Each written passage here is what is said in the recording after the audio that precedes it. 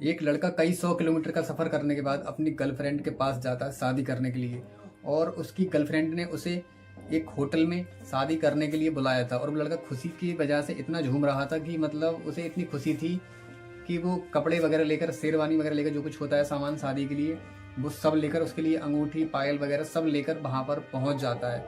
और वो इतना खुश था कि बहुत ज़्यादा। और वो लड़की उसके साथ क्या करती है कि उसे जान से मरवा देती है, उसका गला कटवा देती है अपने ही सामने, और उसके चेहरे की पूरी खाल को उतरवा देती है कि उसकी पहचान ना हो सके, और उसके शरीर के टुकड़े टुकड़े करवा देती है वो लड़की अपने ही सामने और अपने ही परिवार वालों से। लेकिन उस लड़के को ये नहीं पता होता है कि मैं जहाँ जा रहा हूँ वहाँ जाकर मेरा क्या हाल होने वाला है, कुछ ही पलों में मेरे साथ क्या होने वाला है। उस लड़के को बिल्कुल भी इस बात का एहसास नहीं था, क्योंकि वो उस लड़की से बहुत प्यार करता था और वो लड़की भी उससे कहीं ना कहीं प्यार करती थी। इसी वजह से मतलब दोनों के बीच बॉन्डिंग थी। लेकिन सवाल इस बात पे उठता है कि उस लड़की ने ऐसा उस लड़के के साथ इतना बुरा क्यों किया? आखिर उसने क्या दुश्मनी निकाली उस लड़के से? क्या ऐसा हुआ? तो इस पूरी कहानी को मैं आपको शुरू से सुनाऊंगा।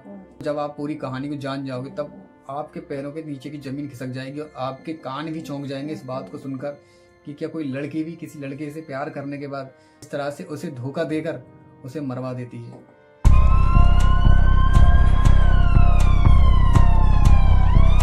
तो चलिए इस कहानी को शुरू करते हैं। मैं विवेक भारद्वाज आपका स्वागत करता हूँ इस वीडियो में। दोस्तों, आप जो भी इस वीडियो को देख रहे हो प्लीज़ कमेंट बॉक्स में अपना नाम ज़रूर लिखना, और नेक्स्ट वीडियो में आपका नाम लूँगा। और वीडियो को लाइक और चैनल को ज़रूर सब्सक्राइब कर लेना इसी तरह की वीडियो देखने के लिए। तो चलिए शुरू करते हैं इस कहानी को। इसमें क्या होता है और आखिर ये सारे जो सवाल हैं कि उसने क्यों मरवाया, वो लड़का मतलब इतना क्यों एक्साइटेड था उस लड़की से शादी करने के लिए, ये सारी बातें मैं आपको इस कहानी में डिस्कस पूरी करने वाला हूँ, आपको सब बता दूंगा। तो चलिए शुरू करते हैं इस वीडियो को। दोस्तों, ये जो घटना है ये बिहार की है। बिहार का मुजफ्फरपुर जो है उसमें एक शहजाद कॉलोनी है, वहाँ पर एक सदर थाना आता है, वहाँ की ये घटना है। 14 अगस्त की सुबह को जब सब लोग सोने के बाद अपने घर से बाहर निकलते हैं तो गली नंबर 9 में एक बोरे को रखा हुआ देखते हैं, और उस बोरे से जो है ब्लड निकल रहा होता है। ब्लड को निकलता हुआ देख सभी लोग डर जाते हैं, सोचते हैं इसके अंदर क्या है, ये जो मतलब इतना ब्लड निकल रहा है इससे। कुछ लोग सोचते हैं कि जानवर वगैरह किसी ने काट कर फेंक दिया है, और कुछ लोग सोचते हैं कि कहीं इसमें किसी की लाश वगैरह ना हो।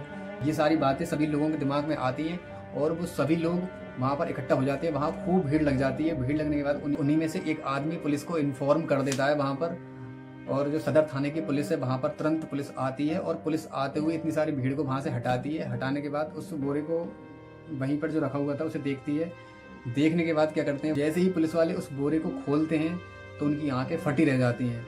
वो उसमें एक आदमी को पहले हाथ देखते हैं, जब उन्हें हाथ दिखाई देता है तो बॉडी के और भी पार्ट दिखाई देते हैं, तुरंत समझ जाते हैं कि ये किसी इंसान की डेड बॉडी है। तो ये सारा देखकर फिर वो फेस को देखने की कोशिश करते हैं, लेकिन उसमें जो है जो फेस था उसका, उसकी पूरी खाल जो है पूरी तरह से उधेड़ रखी थी। उसका फेस पहचानने में नहीं आ रहा था, ताकि वो लोगों को दिखाकर वहाँ पर पहचान कर सकें ये आदमी कौन है। लेकिन वो उस डेड बॉडी को देखकर ये समझ जाते हैं कि ये नई उम्र का लड़का है, नौजवान है, 25-26 साल की इसकी एज रही होगी। तो ये सब देखकर जो है पुलिस वाले तुरंत एक्शन में आ जाते हैं, और फिर वहाँ के जो आसपास जो वहाँ पर भीड़ थी वहाँ से भीड़ को हटाने के बाद लोगों से पूछने की कोशिश करते हैं कि यहाँ से कोई लड़का गायब तो नहीं है यहाँ से आसपास के। लेकिन वो ये समझते हैं कि ये डेड बॉडी यहाँ की है तो यहीं लोकल का हो सकता है, आसपास का कहीं भी जो रात को मारकर यहाँ पर लाकर फेंक दिया है। तो ये सारी बात उन्हें ऐसे नहीं पता चलती है, लेकिन वो फिर उसी इलाके के आसपास के जितने भी सीसीटीवी कैमरे हैं सबको चेक करती है पुलिस। चेक करने के बाद उन्हें एक कैमरे में पता पड़ता है कि वहाँ पर 2 आदमी इस बोरे को लेकर साइकिल पर रखकर जाते हुए उस कैमरे में दिखाई देते हैं। तो वहाँ से उस वीडियो रिकॉर्डिंग को वहाँ से वो पुलिस वाले निकालते हैं। निकालने के बाद मतलब सभी जो वहाँ पर इलाके में लोग थे उन्हें दिखाते हैं कि क्या आप इन दोनों बंदों को जानते हो जो ये साइकिल पर इस बोरे को लेकर जा रहे हैं। तो वहीं पर एक आदमी उन दोनों में से एक को पहचान लेता है कि अरे ये तो रविंदर है, मैं इसे जानता हूँ, ये यहीं पर पास में एक किराए पर रूम लेकर रह रहा है। तो पुलिस उस आदमी के थ्रू उस रविंद्र तक पहुंच जाती है और उस रविंद्र को अरेस्ट कर लेती है। फिर उससे उस दूसरे आदमी के बारे में पूछती है जो उसके साथ साइकिल पर जा रहा था उस बोरे को लेकर। उसके बाद दोनों को जब अरेस्ट कर लेती है और फिर जब रविंद्र से पूछताछ की जाती है तो वो पुलिस को बताता है कि जो मेरी मालकिन है उसकी लड़की ने इसका मर्डर किया है। वो लड़की इस लड़के को लेकर आई थी रात में, और उस लड़की के पिता ने, भाई ने और उसके बहनोई ने मिलकर इस लड़के को मारा है, और उस लड़की ने अपने सामने इसे मरवाया है। हम दोनों से तो उस लड़की के घर वालों ने इस बॉडी को ठिकाने लगाने के लिए बोला था, इसलिए हम डर के वजह से मजबूरी में आकर हमें ये करना पड़ा, क्योंकि उन्होंने ये कांड सारा मेरे रूम पर किया था। और जैसे ही पुलिस वहाँ पर पहुँचती है उन लोगों के पास, तो पहले वो कमरा खोलती है। कमरा में मतलब स्मेल आ रही होती है, वहाँ पर ब्लड के जो है धब्बे लगे हुए होते दीवारों पर, नीचे ज़मीन पर, क्योंकि वो साफ़ नहीं कर पाए थे, वो लोग डरे हुए थे। जाकर पुलिस उन सबको वहाँ, उस लड़की को और उसकी माँ को और उसके पिता भाई और जो बहनोई था, उन सबको अरेस्ट कर लेती है। अरेस्ट करने के बाद उस लड़की को वहाँ पर थाने में ले जाते हैं। ले जाकर उससे पूछताछ करते हैं कि आखिर तुमने ये क्यों किया। तो वो लड़की बताती है कि मैं जो है यहीं पर मुजफ्फरपुर की रहने वाली हूँ। इस लड़के से जो मेरा रिलेशन है वो है, मैं इस लड़के की मेरी बहन की ननद लगती हूँ। और एक बार हम शादी में गए थे तो वहीं से हमारा कांटेक्ट हुआ था, वहीं से मतलब हमारी बातचीत शुरू हुई थी और हम एक दूसरे से बातचीत करते थे, मिलते थे। और ये सब कहानी बताते हुए लड़की बोलती है कि सब कुछ सही चल रहा था, हम दोनों एक दूसरे से अक्सर मिला करते थे और हमारा रिलेशन अच्छा खासा था। लेकिन इसी बीच क्या होता है कि मुझे थोड़ा पढ़ाई पर फोकस करना था और फिर कुछ दिनों बाद मैं इस लड़के से बात करना नहीं चाह रही थी और मुझे थोड़ी पढ़ाई करनी थी। मैं थोड़ा अपना करियर को लेकर थोड़ा सीरियस थी, इस वजह से मैंने इस लड़के से बात करनी थोड़ी कम कर दी थी। लेकिन ये मुझे बात करने के लिए फोर्स करता था, मैं भी इसका मन रखने के लिए इससे बात कर लिया करती थी। उसी बीच क्या होता है कि मैं पटना आ जाती हूँ अपनी PPSC की तैयारी करने के लिए। और इसका जो एक भाई था इस लड़के का, वो इसे बिजली मैकेनिक के थ्रू जो है वहाँ पर गोवा में इसकी जॉब लगवा देता है और ये गोवा चला जाता है और मैं यहाँ पर पटना आ जाती हूँ अपनी स्टडी के लिए, पढ़ने के लिए। और ये सारी कहानी बताते हुए बोलती है कि हम दोनों के बीच ये इतनी दूरियाँ बढ़ जाती हैं कि हम दोनों की ज़्यादा बातचीत नहीं हो पा रही थी और हम दोनों एक दूसरे से बहुत दूर हो गए थे। फिर मैं भी इस लड़के से बात नहीं करना चाह रही, लेकिन ये लड़का मुझसे बात करना चाहता था और ये दिन में बार बार मेरे पास कॉल करता रहता था, बार बार मुझे परेशान करता रहता, कॉल मैसेजेस करता रहता था। लेकिन मैं इसकी इन हरकतों से तंग आ गई थी। और फिर क्या होता है कि उसके बाद मैंने इस लड़के से बात करना परमानेंटली बंद कर दी थी। 1 महीने तक हमारी बात नहीं हुई और फिर ये परेशान होता रहा। फिर ये मतलब कॉल मैसेज करता, लेकिन मैंने इसका कोई रिप्लाई नहीं दिया, ये मतलब करती रहती थी सब कुछ।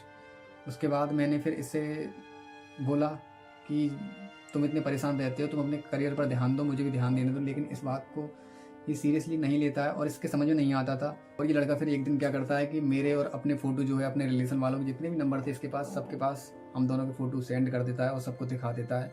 और जब मेरे घर वालों को पता चलता है तो मेरे घर वाले मुझे डांटते हैं, मारते हैं और मुझसे बहुत नाराज़ होते हैं। तो मुझे उस पर मतलब बहुत ज़्यादा गुस्सा आता है कि उसने मेरे साथ ऐसा क्यों किया। और मैं ये सोचती हूँ कि मैं उससे कैसे करके मुझे बदला लेना है। उसने मेरे साथ इतना गलत किया है, मैं उससे प्यार करती थी, वो भी मुझसे प्यार करता था। अगर मैंने उससे बात नहीं की तो वो उसे ऐसा नहीं करना चाहिए था मेरे साथ, मैं उससे बात करता नॉर्मली होकर, लेकिन उसे ये कदम नहीं उठाना चाहिए था। और फिर मेरे अंदर भी उसके प्रति बदले की भावना पैदा हो जाती है कि मुझे इससे बदला लेना है। और मेरे घर वाले भी फिर गुस्से में आते हैं तो फिर बोलते हैं कि इस लड़के को मारना है। ये सब कहते हुए घर वाले उससे बदला लेने की ठान लेते हैं। फिर मेरे दिमाग में ये बात आ जाती है और फिर मैं क्या करती हूँ, एक दिन इस लड़के से बात करती हूँ फ़ोन पर नॉर्मली होकर कि देखो तुम भी मुझसे प्यार करते हो, मैं तुमसे बहुत प्यार करती हूँ, लेकिन मैं थोड़ा पढ़ाई की वजह से मैं तुमसे ज़्यादा बात नहीं कर पा रही थी। चलो मैं तुम्हारे प्यार को समझ रही हूँ। अब तुमसे जो गलती हुई, तुमने सारे फ़ोटो भेजे, लेकिन वो गलती दोबारा से मत करना। ये सारा मतलब प्यार से उस लड़के को समझाती है और लड़का इसकी बातों में आ जाता है। लेकिन उसके दिमाग में एक बात आ रही थी कि ये लड़की एकदम से ऐसे कैसे बदल गई।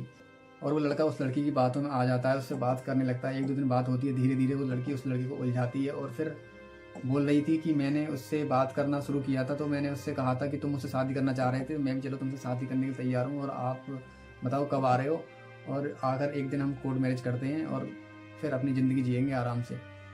तो लड़का इस बात को सुनकर चौंक जाता है कि एकदम से जो लड़की मुझसे बात नहीं करना चाह रही थी वो मुझसे शादी के लिए बोल रही है। तो वो लौट करता है इस बात को और वो कहता है इससे कि एक बात बताओ, अभी तुम मुझसे बात नहीं करना चाह रही थी और तुम्हारे दिमाग में एकदम से ऐसी बात आई शादी की, आखिर वजह क्या है, क्या बात है, क्या तुम मुझसे कुछ बदला लेना चाह रही हो?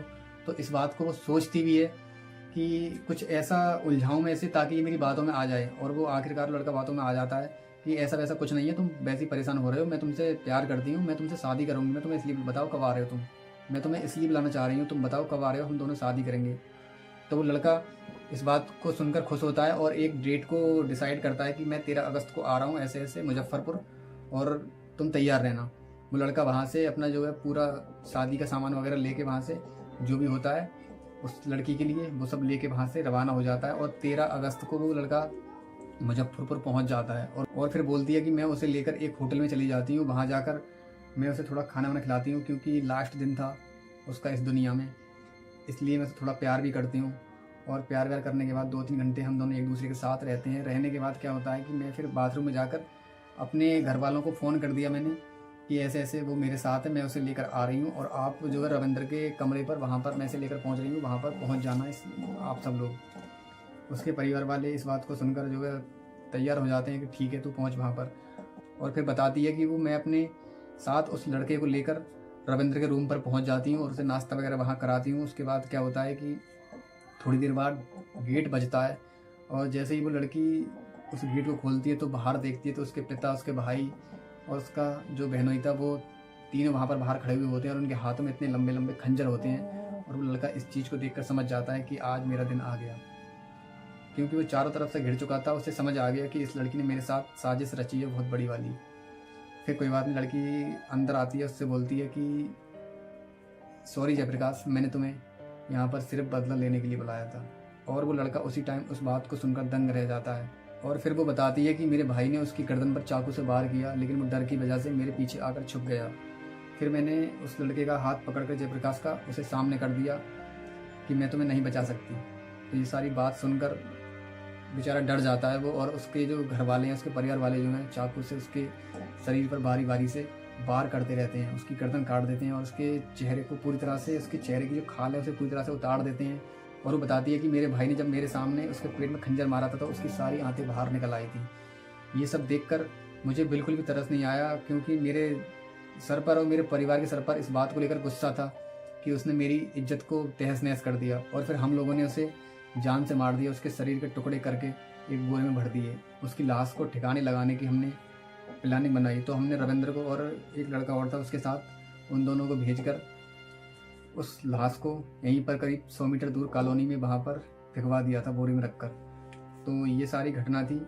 तो उस लड़की ने ये सारी घटना अपने मुंह से बताई पुलिस वालों को। तो पुलिस वाले भी इस बात को सुनकर चौंक गए कि क्या एक लड़की सिर्फ फ़ोटो वायरल करने की वजह से उस लड़के के साथ इतना बुरा कर सकती है, उसे जान से मरवा सकती है।